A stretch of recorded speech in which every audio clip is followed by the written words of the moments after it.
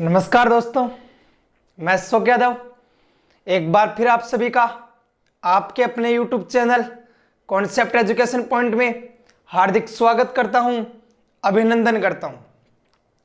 प्यारे दोस्तों, जिस प्रकार अपन लोग यहां पर इन दिनों में क्लास 10th मैथ का अध्ययन कर रहे हैं, क्लास 10th मैथ के अंदर अपन लोगों ने एक श्रृंखला चला रखी है, एक सीरीज चला रखी है। उस सीरीज के अंदर अपन पेपर के जो क्वेश्चन वाइज अध्ययन कर रहे हैं कि पेपर का पहला क्वेश्चन कैसा आता है, दूसरा कैसा आता है, तीसरा कैसा आता है। उसी श्रृंखला में अपन लोगों ने अभी तक एक तो प्रोबेबिलिटी प्रायिकता से संबंधित जो दो क्वेश्चन आते हैं, क्वेश्चन नंबर आपका जो 8 है और क्वेश्चन नंबर 25 है, वो सोल्व कर लिया। इसके अलावा जो क्वेश्चन नंबर 30 6 नंबर का आता है अपना मैस्यू टेंडेंसी से, आपका जो केंद्रीय प्रवृत्ति की माप है उससे, जो आपका प्रश्न वाली 17 है एक्सरसाइज 17 से, वो भी सोल्व कर लिया। उसके अलावा अपना पहला क्वेश्चन कैसा आता है वैदिक मैथ का, वो भी सोल्व कर लिया। आज मैं बात करूं इसी श्रृंखला को आगे बढ़ाते हुए आपके सामने कि प्यारे भाइयों, अपना जो समरूपता है चैप्टर नंबर 11 एक्सरसाइज नंबर 11, जिसको समरूपता या सिमिलरिटी बोलते हैं, उससे अपने बोर्ड पेपर में एक नंबर का क्वेश्चन आता है, क्वेश्चन नंबर 6। बोर्ड पेपर का क्वेश्चन नंबर 6, ये एक नंबर का क्वेश्चन आता है मार्क 1। इससे आगे 6 नंबर का क्वेश्चन भी आता है, बट उसकी बात बाद में करेंगे। पहले अपन एक नंबर के क्वेश्चन की बात कर रहे हैं।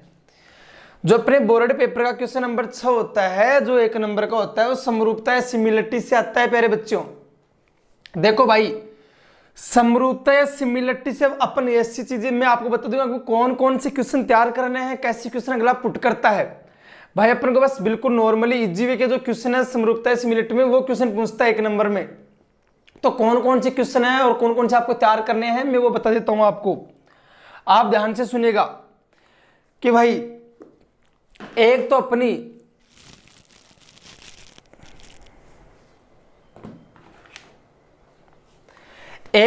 जो देखो एक्सरसाइज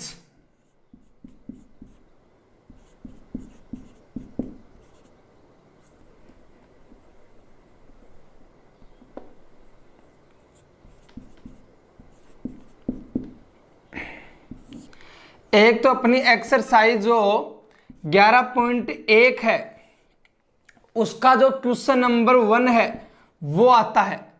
भाई अपनी एक्सरसाइज 11.1 का क्वेश्चन नंबर 1 आता है। एक्सरसाइज 11.1 का क्वेश्चन नंबर 1 आपको तैयार करना है। इसके अलावा जो है, जो आपकी एक्सरसाइज 11.4 है, भाई एक्सरसाइज 11.1 का तो क्वेश्चन नंबर 1, और एक्सरसाइज जो 11.4 है उसका जो एग्जाम्पल है, भाई वो एग्जाम्पल जो 11.4 और 11.3 के बीच में है, वो एग्जाम्पल नंबर 1 to 5 है। एग्जाम्पल नंबर 1 से लेकर 5 तक वो तैयार करने हैं। अरे स्टार्टिंग वाले नहीं करने हैं। एक्सरसाइज 11.4 से जो पहले एग्जाम्पल है 1 से लेकर 5 तक के, वो एग्जाम्पल तैयार करने हैं। इनके अलावा आपको तैयार करनी है विविध प्रश्नमाला 11, जो 11 की विविध है, मिसलिनियस है आपकी 11 की मिसलिनियस या विविध पूरी तैयार करनी है। 14 क्वेश्चन दे रखे हैं इसके अंदर, एक आध क्वेश्चन हट सकता है, बाकी पूरे क्वेश्चन ये तैयार करने हैं आपको। अगर आप 12-13 क्वेश्चन ये तैयार कर लेते हो, 4-5 क्वेश्चन ये तैयार कर लेते हो, तो आपके हो गए 12 और 5 17, और एक क्वेश्चन ये 18 क्वेश्चन अगर आप लोग तैयार कर लेते हो, 17-18 क्वेश्चन अगर आप लोग तैयार कर लेते हो, आपका एक नंबर का क्वेश्चन गलत नहीं होता, जो पेपर का क्वेश्चन नंबर 6 होता है प्यारे बच्चों। ठीक है जी, तो आप लोगों को बिल्कुल इजी में चीजें मैं सारा सिखा देता हूं, जो जो अपने को दे रखा है सब कुछ मैं बता देता हूं आपको। देखो बात करूं मैं सीधा अपनी एक्सरसाइज 11.1 का जो क्वेश्चन नंबर 1 है। भाई एक्सरसाइज 11.1 का जो क्वेश्चन नंबर 1 है आपका, वो क्या है, ध्यान से समझिएगा। बोल रहे सभी वर्त होते हैं, सभी वर्त, फिर ऐसे खालिस्तान देखा बोलते हैं होते हैं, ठीक है। क्या बोल रहे हैं, सभी वर्त होते हैं, मतलब इंग्लिश में बोलो तो क्या, ऑल सर्किल आर। भाई सभी वर्त क्या होते हैं, सभी सर्किल क्या होते हैं, भैया जी सारे के सारे वर्त हमेशा समरूप होते हैं। सभी वर्त क्या होते हैं, समरूप, और ये इंग्लिश में बोलते क्या होते हैं, सिमिलर होते हैं। आपके ऑल सर्किल क्या होते हैं, सिमिलर होते हैं। सभी वर्त क्या होते हैं, समरूप होते हैं। इसी में आपको दूसरा दे रखा अगला कि सभी वर्ग होते हैं, सभी वर्ग होते हैं।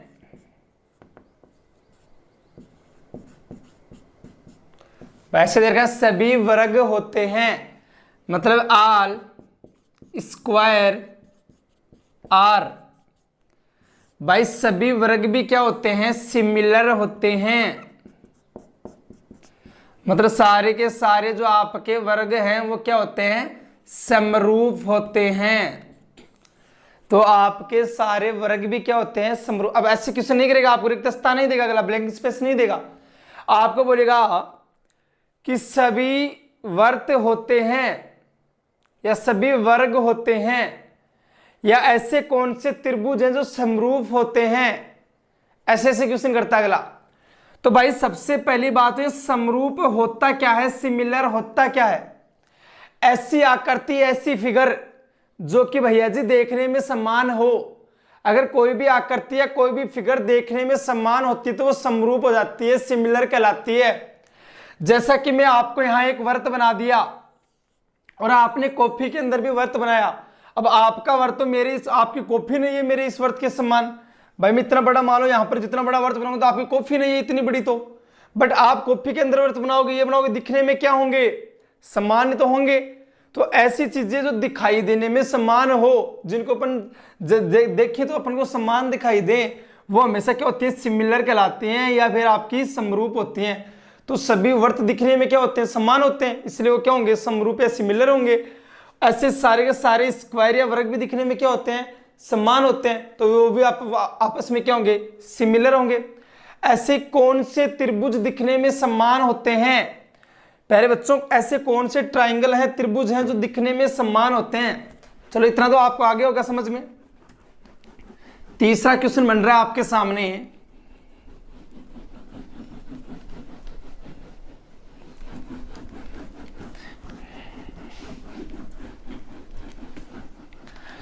बिल्कुल ध्यान दीजिएगा। क्या क्वेश्चन बन रहा है आपका तीसरा क्वेश्चन, कि ऐसे कौन से ट्राइंगल हैं जो समरूप होते हैं, सिमिलर होते हैं। ऐसे कौन से त्रिभुज हैं जो सिमिलर होते हैं, तो होते हैं आपके समबाहु त्रिभुज। कौन से त्रिभुज, समबाहु त्रिभुज आपके समरूप होते हैं। प्यारे बच्चों ये भी याद रखना, कौन से त्रिभुज, समबाहु त्रिभुज। इक्विलेटरल ट्राइंगल, इक्विलेटरल ट्राइंगल, हमेशा इक्विलेटरल ट्राइंगल या समबाहु त्रिभुज आपस में क्या होते हैं, सिमिलर होते हैं, सिमिलर या समरूप होते हैं। ठीक है बच्चों, तो ये तीन क्वेश्चन में आपके सामने छोटे छोटे देख, तो सभी वर्त, एक सभी वर्ग और एक सभी समबाहु त्रिभुज, मतलब ऑल सर्किल, ऑल आपके स्क्वायर और ऑल इक्विलेटरल ट्राइंगल, ये आपस में क्या होते हैं, सिमिलर होते हैं या समरूप होते हैं। इसके अलावा चौथा क्वेश्चन बनता है अपना, देखो क्या बनता है चौथा क्वेश्चन, यह बनता है अपना, भुजाओं की समान संख्या वाले दो बहुभुज समरूप होते हैं यदि, भुजाओं की समान संख्या वाले दो बहुभुज समरूप होते हैं यदि, ये बोल रहा है कि भुजाओं की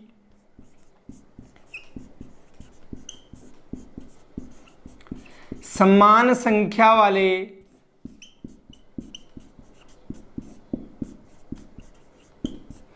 दो बहुभुज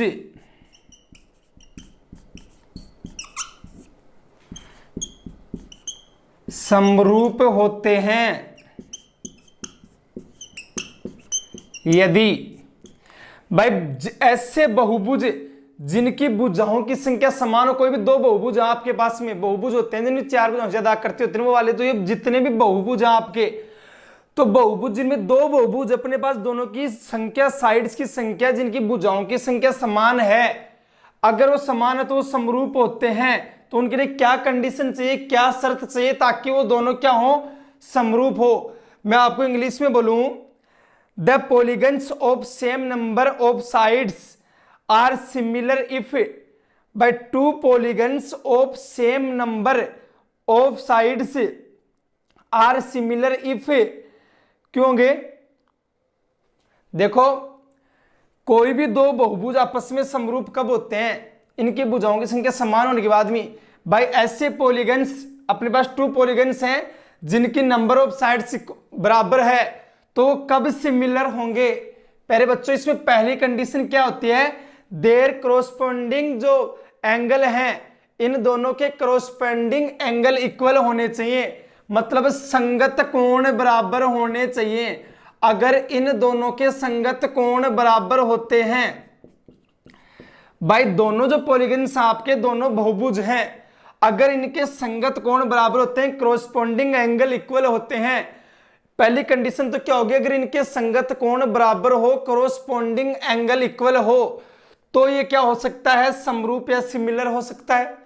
दूसरी कंडीशन होती है इनकी संगत भुजाएं समानुपात में होनी चाहिए। इनकी जो संगत भुजाएं हैं वो समानुपात में होनी चाहिए। कॉरस्पॉन्डिंग जो इनकी साइड है वो आपकी क्या होनी चाहिए, कॉरस्पॉन्डिंग साइड जो है समानुपात में होनी चाहिए।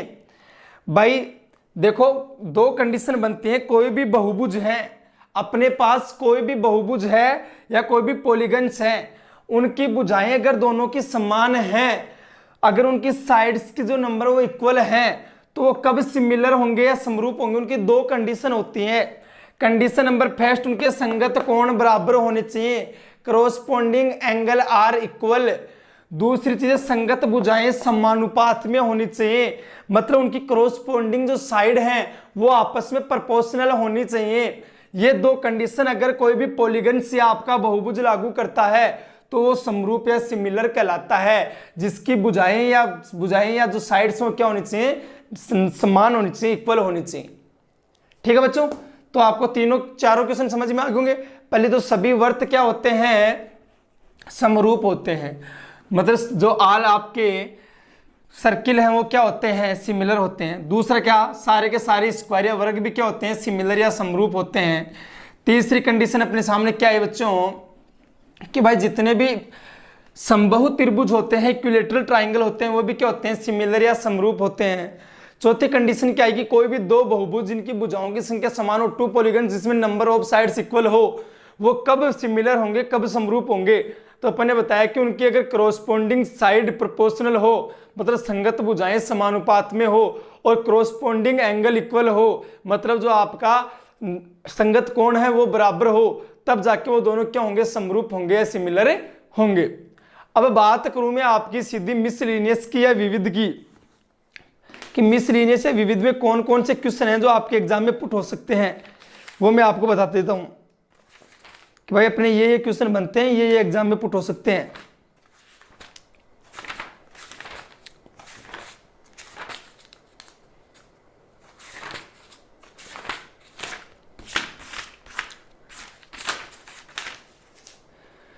देखो मिसलिनियस का अपना पहला क्वेश्चन देखते हैं कि मिसलिनियस का पहला क्वेश्चन क्या है। एक आकृति दी गई है आपको, देखिएगा मैं बना देता हूं। मिसलिनियस या विविध का पहला क्वेश्चन क्या है,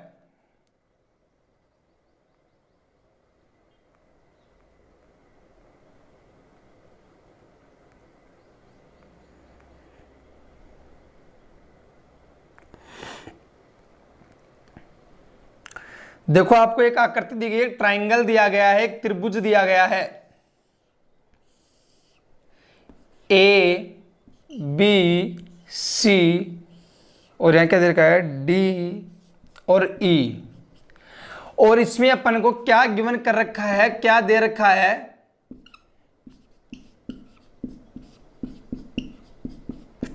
अगला क्वेश्चन में अपन को क्या बोल रहा है देखना कि DE समांतर है, पैरेलल है BC के, कि जो आपकी DE है वो पैरेलल है BC के। आगे बोल रहा है AD बराबर 4 सेंटीमीटर। आगे बोल रहा है आपका DB बराबर 6 सेंटीमीटर और AE बराबर 5 सेंटीमीटर। तो EC फाइंड करो। ये क्वेश्चन आपको दे रखा अगला। ठीक है जी भाई, एक फिगर दे रखी है आपको, इसमें बोल रहा है, अगर ये सारी चीजें देखो ध्यान से समझना भाई। ये बोल रहा है कि एक ABC आपके सामने ट्राइंगल है, ये फिगर दे रखी है, आकृति आपको क्वेश्चन में दे रखी है। बोल रहा है जो DE है वो समांतर है BC के, मतलब DE पैरेलल है BC के, लिख दिया कि DE पैरेलल है BC के। आगे बोल रहे हैं AD is equal to 4 centimetre, मतलब AD कितना दे रखा है अपन को 4 सेंटीमीटर। आगे बोले DB is equal to 6 centimetre, DB कितना दे रखा है अपन को 6 सेंटीमीटर। आगे बोल रहा है AE बराबर 5 सेंटीमीटर, AE कितना दे रखा है 5 सेंटीमीटर। और पूछ क्या रहा है आपसे, इसी पूछ रहा है। ये बोल रहा है अगला क्वेश्चन के अंदर अपन को, आप ध्यान से समझिएगा मेरी बात। देखो अपन को क्या करना है कि इसी की वैल्यू फाइंड करनी है। तो प्यारे बच्चों अगर ऐसा क्वेश्चन एग्जाम में दे कि 3 कोई भी साइड आपको दे दे और चौथी साइड हमेशा पूछ ले, तो प्यारे बच्चों एक चीज हमेशा ध्यान में रखना कि अगर किसी त्रिभुज की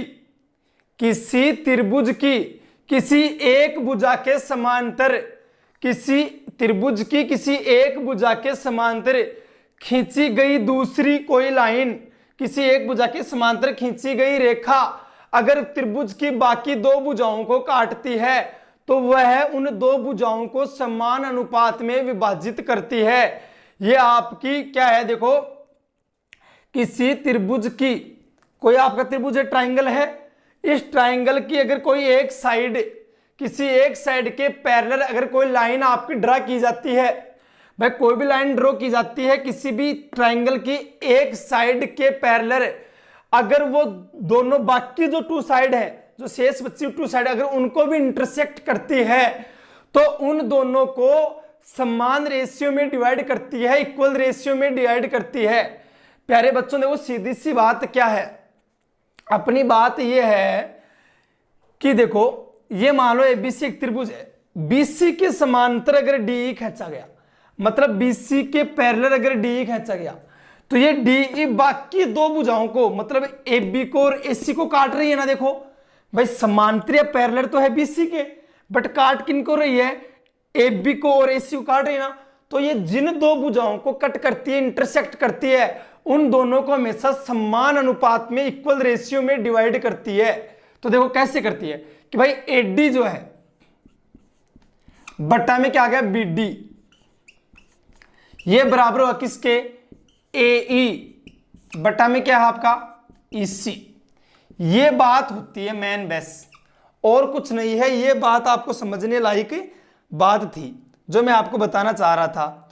भाई ये चीज आपकी निकल के कहां से आती है, आप लिखना भी चाहो तो मतलब by BPT basic proportional theorem, आधारभूत अनुपातिक प्रमेय, जिसे आप लोग थेल्स प्रमेय भी बोलते हो, थेल्स थ्योरम भी बोलते हो, उससे निकल के आती है चीज। तो आप सीधा लिखना बाई BPT।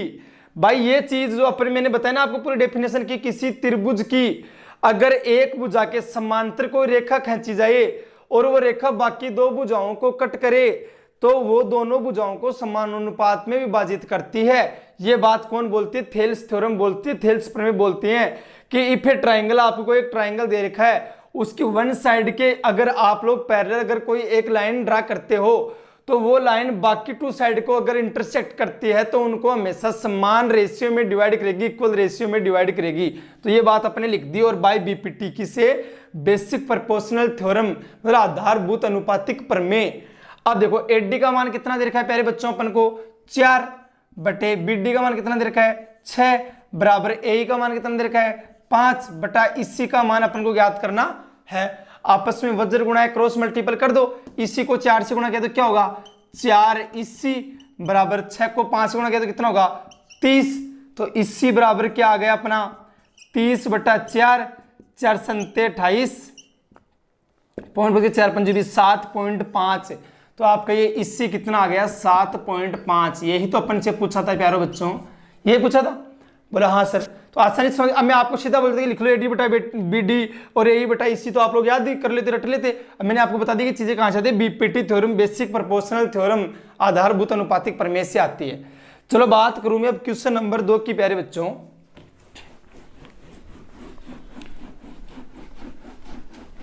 बिल्कुल ऐसे आप लोग इजी क्वेश्चन है, इसके अंदर सारे के सारे अगर आप लोग सारे क्वेश्चन देख रहे तो नॉर्मली है। देखो अगला क्वेश्चन अपना क्या है, दूसरा क्वेश्चन अपना क्या है, आपको एक आकृति दे रखी है, कोई एक ट्राइंगल बना रखा अगले ने,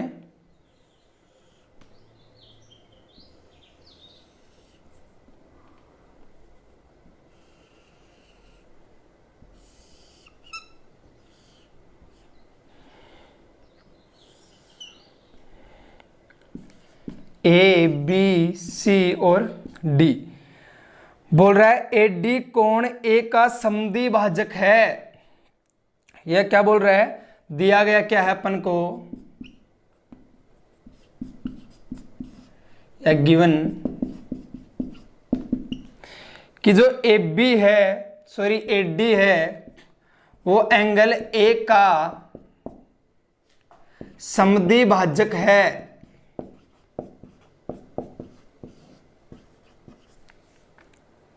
आगे क्या बोल रहा है, AB बराबर 6 सेंटीमीटर, BD बराबर 8 सेंटीमीटर, DC बराबर 6 सेंटीमीटर,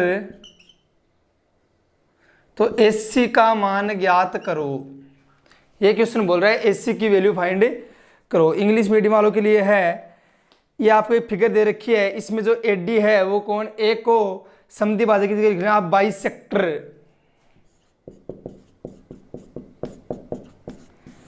जो AD है ये को एंगल A को क्या कर रहा है, बाइसेक्टर कर रहा है, तो आपको इसकी वैल्यू फाइंड करनी है।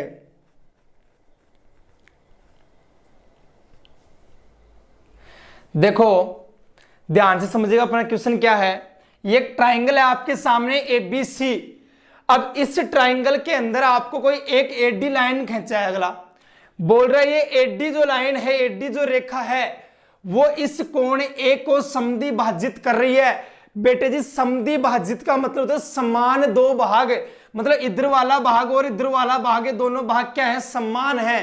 पहले एक ट्राइंगल था, उसको अगर कोई भी रेखा किसी भी एक ट्राइंगल के अंदर कोई भी रेखा अगर एक कोण को समद्वि भाजित करती है, कोण को एंगल को बाइसेक्टर करती है, तो वो उसको दो बराबर भागों में डिवाइड करती है। ठीक है, तो बात ये होगी कि जो AD है आपकी वो एंगल A को बाइसेक्टर कर रही है, समद्वि भाजक कर रही है। ठीक है, अब बोल रहे हैं AB बराबर 6 सेंटीमीटर, मतलब AB का मान 6 सेंटीमीटर दे रखा है। बोला BD बराबर 8 सेंटीमीटर, BD का मान 8 सेंटीमीटर दे रखा है। DC बराबर 6 सेंटीमीटर, DC का मान 6 सेंटीमीटर दे रखा है। बोल रहा है AC का मान ज्ञात करो। ये क्वेश्चन में आपको अगला बोल रहा है कि भाई AC का मान ज्ञात करो। अब देखो अगर ये दो बराबर भागों में डिवाइड करिए तो क्या होगा कि AB बटा क्या होगा AC बराबर क्या होगा BD बटा DC। ये लो ये तो होगा। बोला हाँ सर बात तो सही है। AB कितना है बताओ 6 सेंटीमीटर, AC आपको ज्ञात करना है। BD कितना है बताओ 8 सेंटीमीटर, ये आपको DC कितना है 6 सेंटीमीटर। कर दो वज्र गुणा क्रॉस मल्टीपल, 8 को AC से गुणा किया क्या हुआ 8 AC बराबर 6 को 6 से गुणा किया कितना हुआ 36। तो AC बराबर कितना होगा 36 बटा 8 बराबर 8 चौक 32 बच गए कितने 4 40 8 45 4.5 के आ गए इसका भी आंसर। ये लो 4.5 सेंटीमीटर। ठीक है, तो बिल्कुल ही ध्यान रखना अगर कोई भी एंगल को बाइसेक्टर करती हुई कोई भी कोण को समद्वि भाजित करती हुई कोई एक रेखा हो तो वो ट्राइंगल को दो बराबर भागों में बांट देती है। दो भागों में बांटी तो ये दोनों बराबर होगी, ए बी बटा ए सी बराबर होगी, इधर बी डी बटा सी डी बराबर होगी। इनको बराबर किया एरिया सॉरी इसके अंदर रेशियो के अंदर, तो देखा तो अपने पास क्या आया 4.5 AC का मान आया। यही अगला अपन से क्या करा था, फाइंड करवा रहा था। ठीक है बच्चों, चलो देखते हैं अपन क्वेश्चन नंबर 3। आप लोग बस बिल्कुल इस तरीके से इजी वे में पढ़ते रहो, आसानी से अपना जो 1 नंबर का क्वेश्चन है, 6वां क्वेश्चन, वो आसानी से सही हो सकता है, बिल्कुल इजी।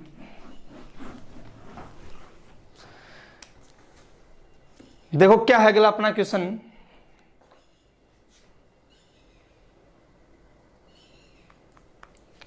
क्वेश्चन नंबर जो 3 है अपना, वह है अपन को एक आकृति दे रखी है,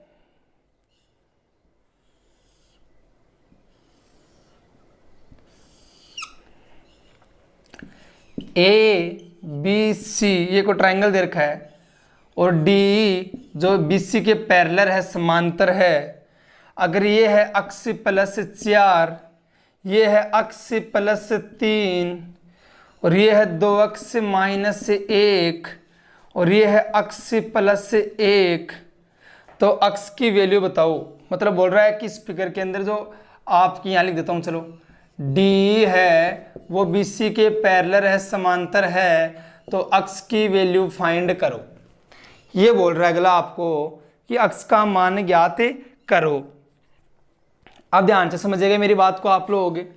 देखो भैया जी, वही क्वेश्चन बन गया बाई BPT, जो बेसिक प्रोपोर्शनल थ्योरम है, आपके आधारभूत अनुपातिक प्रमेय है, थेल्स प्रमेय है, उसी से बन गया कि देखो भाई डी जो है वो BC के क्या है, पैरेलल है, समांतर है। इतनी बात समझ में आ गई? बोला हाँ सर है। अब देखो मेरी बात ध्यान से समझिएगा क्या बात है। अगर कोई भी एक रेखा या लाइन आपकी किसी त्रिभुज की एक भुजा के समांतर हो, तो अगर बाकी दो भुजाओं को कट करती हो, तो बाकी दोनों भुजाओं को हमेशा किस में बांटती है, समान अनुपात में बांटती है। बात बताया था कि नहीं बताया था? किससे? थेल्स प्रमेय से। भाई कोई भी एक ट्राइंगल है, ट्राइंगल की अगर आपकी कोई भी एक साइड्स के पैरेलल कोई भी एक लाइन ड्रॉ की जाती है, अगर वो लाइन बाकी 2 साइड्स को इंटरसेक्ट करती है, तो वो उन दोनों साइड्स को वो हमेशा समान जो आपका रेशियो, इक्वल रेशियो में डिवाइड करती है। बोला हाँ सर। तो क्या होगा, AD बटे BD बराबर, मतलब AD बटे BD बराबर AE बटे EC, यही होगा? बोला हाँ सर। बताओ प्यारे बच्चों, AD का मान कितना है, अक्ष प्लस 4 बटे BD का मान कितना है, अक्ष प्लस 3 बराबर AE का 2 अक्ष माइनस 1 और EC का अक्ष प्लस 1। ठीक है, अब अक्ष प्लस 1 को अक्ष प्लस 4 से करो, आपस में क्रॉस मल्टीपल वज्र गुणा, तो लिख लो, इधर लिख लो कि जो अक्ष प्लस 4 है वो तो किससे गुणा हुआ, अक्ष प्लस 1 से, कि दोनों वज्र गुणा हो गए, बराबर अक्ष प्लस 3 किससे गुणा हुआ, अक्ष प्लस 3 इंटू 2 अक्ष माइनस 1 से। ठीक है, ये इससे इंटू हो गया। बोला हाँ सर। अब देखो अक्ष को अक्ष से गुणा किया, क्या आया, अक्ष स्क्वायर आया। बोला हाँ सर। अक्ष को 1 से गुणा किया, क्या हुआ, अक्ष हुआ। भाई पहले ये अक्ष है जो इन दोनों से इंटू होगा, अब करेंगे 4 को अक्ष से गुणा किया, क्या हुआ, 4 अक्ष हुआ। 4 को 1 से गुणा किया, क्या हुआ, 4 हुआ। ऐसे में हमेशा पहले को पहले इन दोनों से करो, फिर दूसरे को इन दोनों से करो। ठीक है, बराबर अक्ष को 2 अक्ष से गुणा किया, क्या हुआ, 2 अक्ष स्क्वायर हुआ। अक्ष को माइनस के 1 से गुणा किया, क्या हुआ, माइनस का अक्ष हुआ। आगे देखो 3 को 2 अक्ष से गुणा किया तो कितना हुआ, 6 अक्ष हुआ। 3 को माइनस 1 से गुणा किया तो क्या हुआ, माइनस का 3 हुआ। ठीक है मेरे बच्चों, मेरी बात अब ध्यान से समझिएगा, क्या क्या कट रहा है वो काट दो। देखो आप लोग क्या करोगे, इधर आपके पास 2 अक्ष स्क्वायर है और इधर अक्ष स्क्वायर है। चलो पहले पूरा सोल्व कर लेते हैं, इधर कर लो। अक्ष देखो, अक्ष स्क्वायर तो ऐसा कैसा, अक्ष 4 अक्ष और 1 अक्ष कितना हो गया, 5 अक्ष प्लस 4 बराबर इधर क्या आपका 2 अक्ष स्क्वायर, ये 6 अक्ष प्लस का अक्ष माइनस का कितना होगा, 5 अक्ष ही होगा। कि माइनस प्लस क्या होता है, माइनस 6 अक्ष में से अक्ष क्या, तो कितना बचा, 5 अक्ष, तो प्लस का 5 अक्ष और माइनस में क्या है आपका 3। ठीक है, ये 5 अक्ष इधर प्लस का उधर जाके माइनस में जाएगा, तो 5 अक्ष से 5 अक्ष कट जाएगा। सीधी सी बात है। बोला हाँ सर। भाई 5 अक्ष दोनों सेम, अगर सेम निशान हो, दोनों साइड सेम आपके चिन्ह हो, भाई इधर भी देखो 5 अक्ष प्लस का, इधर भी प्लस का, तो उधर जाके माइनस में होगा, दोनों कट गए। बोला हाँ सर। बच्चे क्या, अक्ष स्क्वायर प्लस 4 बराबर 2 अक्ष स्क्वायर माइनस 3। अक्ष स्क्वायर को एक साइड कर लो और संख्या को एक साइड कर लो। ये देखो 2 अक्ष स्क्वायर इधर प्लस का, उधर किसमें जाएगा, माइनस में, तो लिख दो अक्ष स्क्वायर माइनस 2 अक्ष स्क्वायर बराबर ये 3 इधर किसका है, माइनस का, और 4 इधर प्लस का, ये भी इधर किसमें आएगा, माइनस का 4। ठीक है। बोला हाँ सर। अब अक्ष स्क्वायर में से 2 अक्ष स्क्वायर तो क्या बचा, माइनस का अक्ष स्क्वायर बराबर इधर माइनस का कितना हो गया, 7, क्योंकि माइनस माइनस क्या होता है, प्लस, तो प्लस का सॉरी माइनस का 7 हो गया, माइनस माइनस क्या हो गया, प्लस। अब अगर अक्ष स्क्वायर बराबर 7 है तो अक्ष बराबर कितना होगा, √7। कितना होगा अक्ष बराबर, √7। तो ये किसकी वैल्यू हो गई आपकी, अक्ष की वैल्यू, जो आपको अगला ज्ञात करवा रहा था, फाइंड करवा रहा था। तो अगला ऐसा क्वेश्चन भी दे सकता है कि चारों साइड दे दी, इस बार चारों दे दी, पहले एक छुपा रहा था, इस बार चारों दे दिया आपको और चारों देके अक्ष की वैल्यू पूछ ली, तो अगला ऐसा भी कर सकता है। आप क्या लिखना चाहते हो, लिख देना by BPT, basic proportional theorem. तो आप लोग ऐसे भी इस क्वेश्चन को कर सकते हो। ये आपका था क्वेश्चन नंबर 3। ठीक है बच्चों, बात करूं मैं अगले क्वेश्चन की।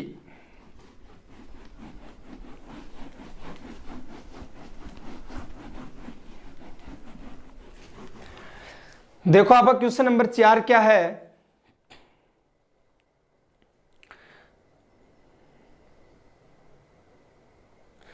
क्वेश्चन नंबर 4 भी को आपको एक आकृति दे रखी है,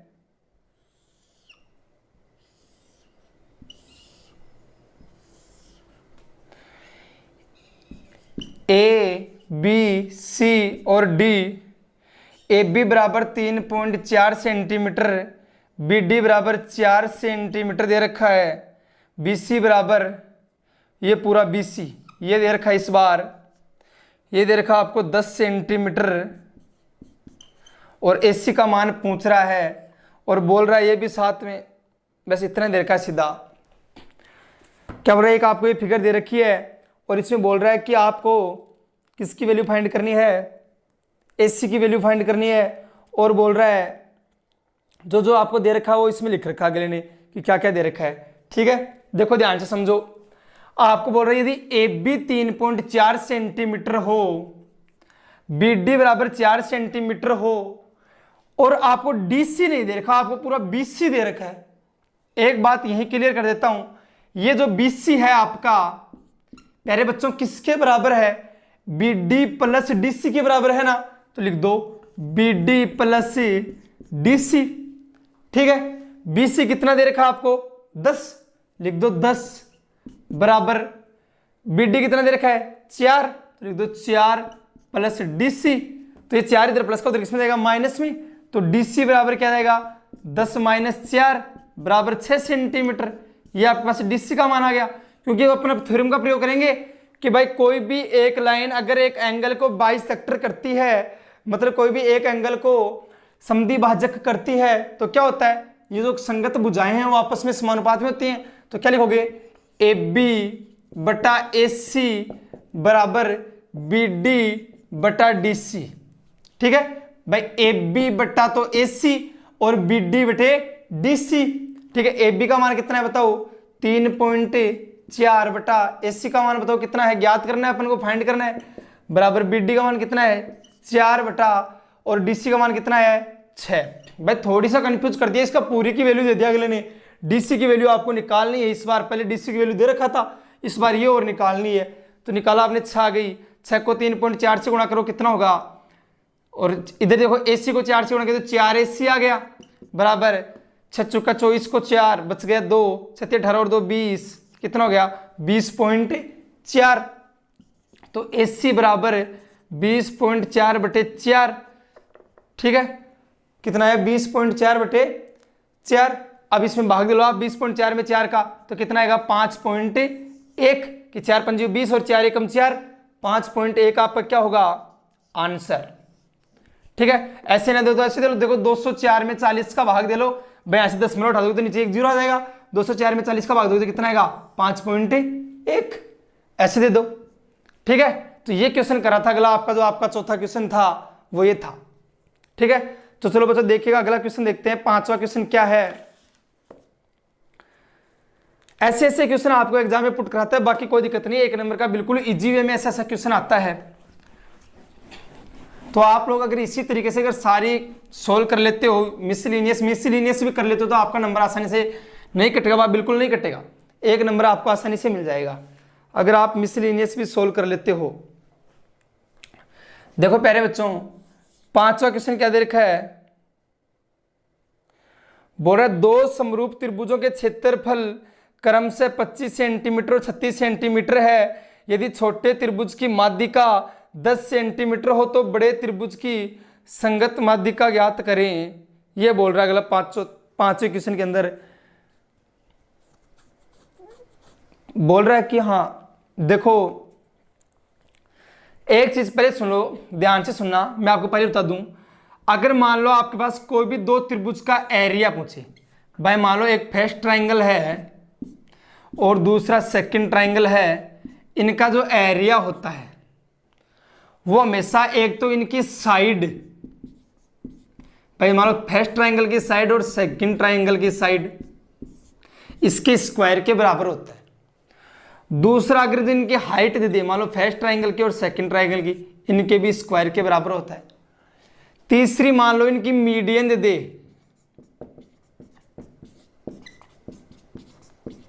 फर्स्ट ट्राइंगल की मीडियन और सेकंड ट्राइंगल की मीडियन, इनके भी स्क्वायर के बराबर होता है। ये एक फॉर्मूला बनता है, ठीक है। अब आपको साइड दे दें, अगला हाइट दे दें, मीडियन दे, मतलब भुजा चाहे ऊंचाई और चाहे माध्यिका, 2 त्रिभुजों की चाहे भुजा दे, चाहे माध्यिका दे, चाहे ऊंचाई दे, हमेशा एरिया पूछे ना, एरिया वो हमेशा साइड के भी स्क्वायर के होगा, ऊंचाई के भी स्क्वायर के और मीडियन के भी स्क्वायर के बराबर होगा, ठीक है। यही क्वेश्चन अगला आपसे पांचवा क्वेश्चन कर रहा है, समझिएगा ध्यान से क्या क्वेश्चन कर रहा है पांचवा।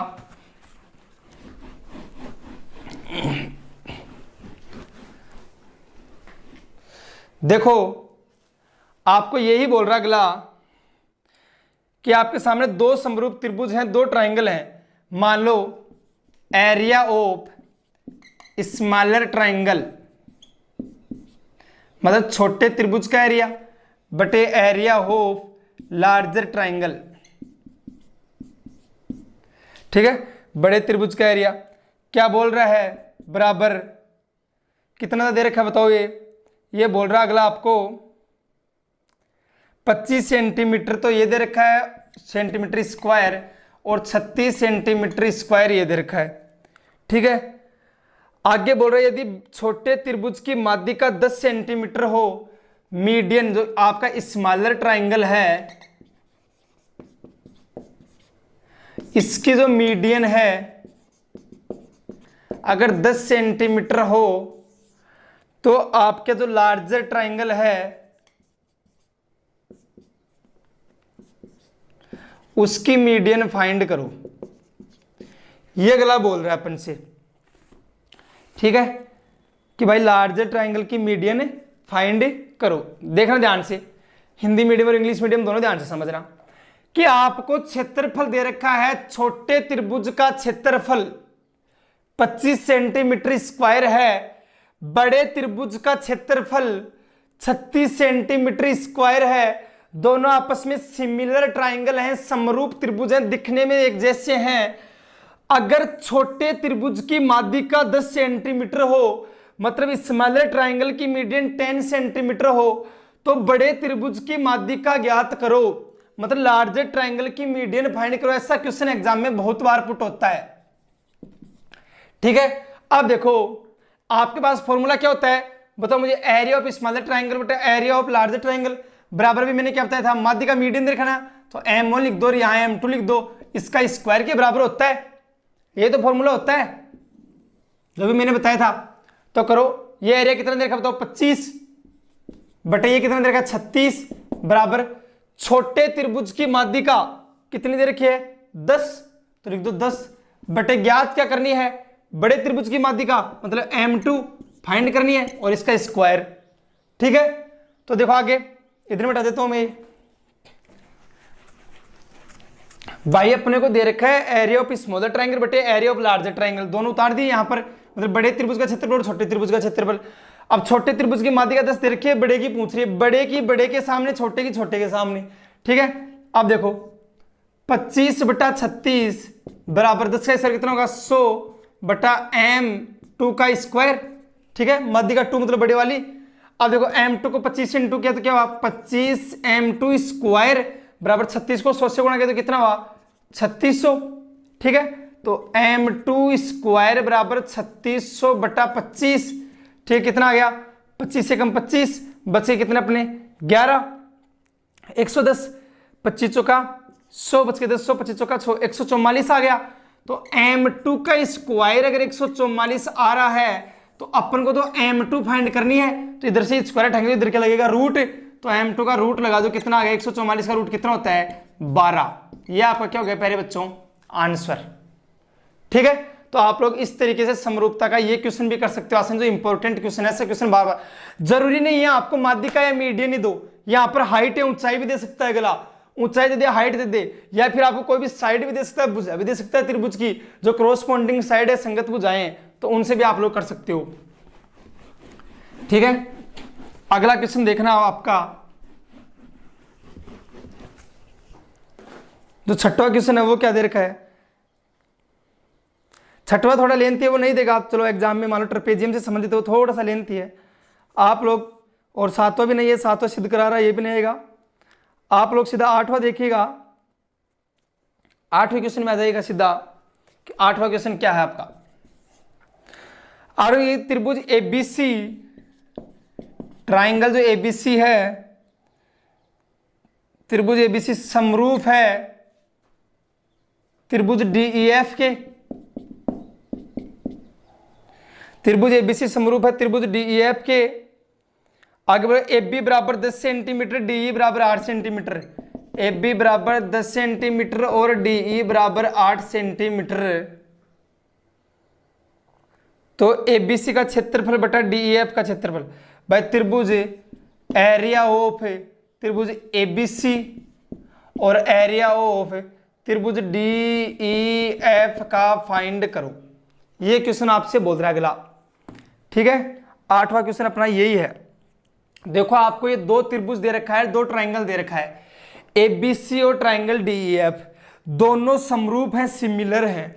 अगर ये सिमिलर है तो आपको ये साइड दे रखी है एबी और डी, मतलब इन दोनों की संगत भुजाएं हैं, क्रॉसपोंडिंग साइड दे रखा है, बोल रहे हैं इनका एरिया फाइंड करो, मतलब एरिया ऑफ ट्राइंगल एबीसी बटे एरिया ऑफ ट्राइंगल डीईएफ, या वो फाइंड करना है। किसके बराबर होता है, भुजा दे रखी है ना अपन को, साइड दे रखी है ना, मैंने क्या बोला था, मान लो साइड S1 S2 इनकी स्क्वायर के बराबर होता है भाई, छोटे एबीसी की साइड और डीएफ की साइड, एबीसी की साइड मतलब एबी कितनी दे रखी है अपन को 10, तो लिख दो 10 का स्क्वायर, पूरे को स्क्वायर कर देंगे, चलो 10/S2 मतलब डी कितनी दे रखी है 8, भाई की भुजा इसकी साइड 8, ये लो 10 का स्क्वायर कितना होता है 100 बटे कितना हो गया 64।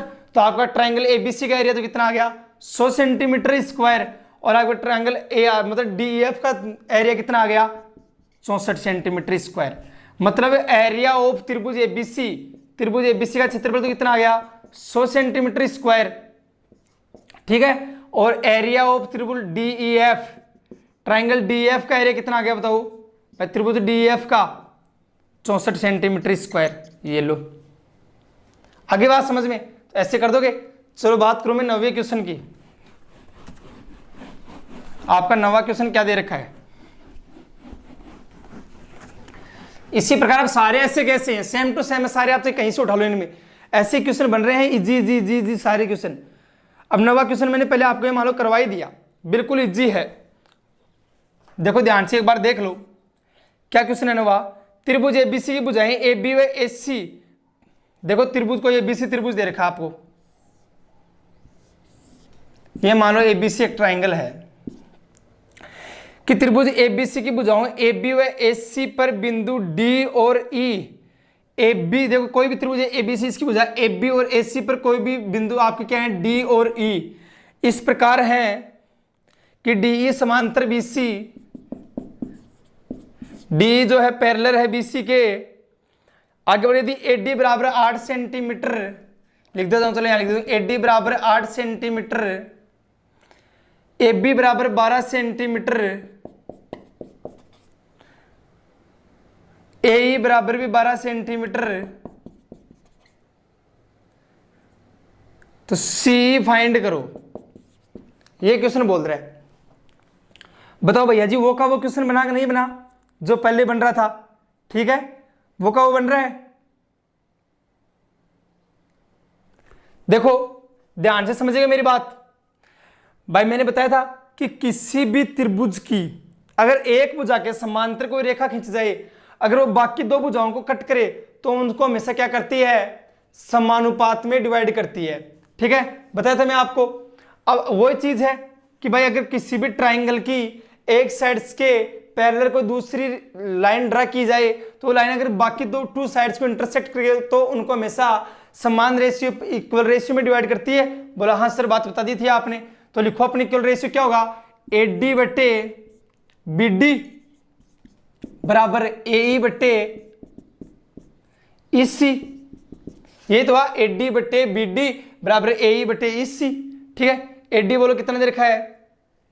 एडी 8 सेंटीमीटर, यहां लिख देता हूं चलो। अच्छा ये एडी तो है,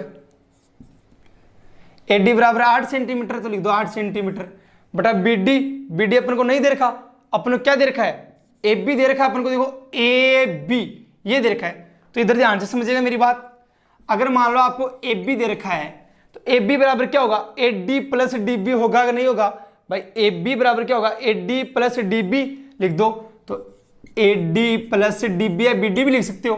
ठीक है, ए बी का मान कितना दे रखा है? 12, तो लिख दो 12 बराबर ए डी का मान कितना दे रखा है? 8 प्लस बी डी का ज्ञात करना आपको।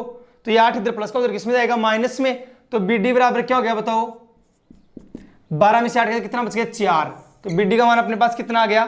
4। तो इसका मान लिख दो 4 बराबर ए का मान कितना है? 12। और आपको सीई या ईसी का मान क्या करना है? ज्ञात करना है। ईसी या सीए की बात है। ईसी को 8 से गुणा किया तो क्या हुआ? 8 ईसी बराबर 12 को 4 से गुणा किया 12 चौक 48। तो ईसी बराबर क्या आ गया? 48 बटे 8 बराबर 8 सेंटीमीटर आंसर। ये हो गया आपका 9वां क्वेश्चन। ये लो, बस थोड़ी सी ये कंफ्यूज कर दिया कि ए बी का मान दे दिया आपको, बी डी का मान नहीं दिया। तो आप यहां से क्योंकि ए डी का है ही आपके पास तो बी डी का निकाल सकते हो। ऐसे बी डी का मान 4 आ गया। बाकी वो की वो चीज जो पहले करके आए थे। ठीक है, कर लोगे आराम से? बोला हाँ सर कर लेंगे। तो बस ऐसे ऐसे क्वेश्चन जो आपके एग्जाम में बार बार पुट होते हैं। ठीक है, जो 1 नंबर का क्वेश्चन आता है आपका क्वेश्चन नंबर 6 पेपर का, वो ऐसा ही आता है। अब आपका क्वेश्चन नंबर 10 देखना आप ध्यान से। 10 थोड़ा लेंथ है वैसे, मान लो बार बार पूछा जाने लायक क्वेश्चन नहीं है, बट फिर भी पूछ रहे तो अपन लोग देख लेते हैं।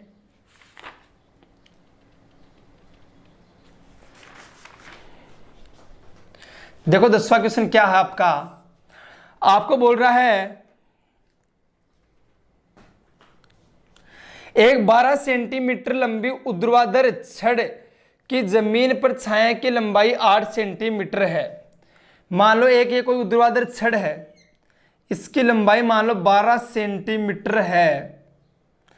बोल रहा है इसकी छाया की लंबाई 8 सेंटीमीटर है। ये लो 8 सेंटीमीटर है। अब क्या बोल रहा है अगला आगे? ये मान लो इसको मिला भी दो।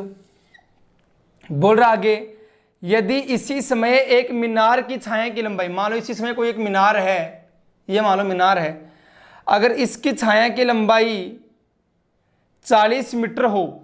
अब इसकी छाया की जो लंबाई है ये 40 मीटर है,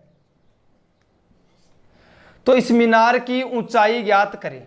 ये बोल रहा है, तो इस मीनार की ऊंचाई ज्ञात करें। इसको मान लो आपको वो करने नहीं अलग, यहां लो इसी में मिला दो। ठीक है, तो आपको क्या करना है? मीनार की ऊंचाई ज्ञात करनी है, ये हाइट आपको फाइंड करनी है। ये क्वेश्चन बोल रहा है अगला आपसे। अब मेरी बात आप ध्यान से समझिएगा। भाई आपको ये 40 मीटर दे रखा है, ये 8 मीटर दे रखा है, तो ये कितने मीटर बचा बताओ? भाई ये तो पूरा इतना तो 8 है, ये पूरा 40 है, तो ये कितना बचा? 32 मीटर। ठीक है, अब मेरी बात ध्यान से समझिएगा आगे क्या बोल रहा है अगला कि त्रिभुज ए बी सी और अपने पास क्या, इसको नाम दे दो A B C P Q, ऐसे ऐसे नाम दे दो ए बी सी और पी क्यू, कि त्रिभुज ए सी बी बराबर देखो मेरी बात ध्यान से समझना आप, कि त्रिभुज ए बी सी, भाई कोण ए बी सी बराबर कोण ये नहीं होगा क्या, कोण पी बी क्यू, दोनों बराबर होंगे कि नहीं होंगे भाई। एंगल ए बी सी ये एंगल और पी बी क्यू दोनों बराबर होंगे कि नहीं, क्यों, क्योंकि ये एंगल दोनों में आ रहा है ना भाई, इस ट्राइंगल में भी आ रहा है और इस ट्राइंगल में भी आ रहा है, दोनों त्रिभुजों में आ रहा है ये एंगल, मतलब क्या है, एक कॉमन है, उभयनिष्ठ है, इसलिए दोनों हमेशा क्या होंगे, बराबर होंगे। अगला देखो कोण एबीसी बराबर कोण,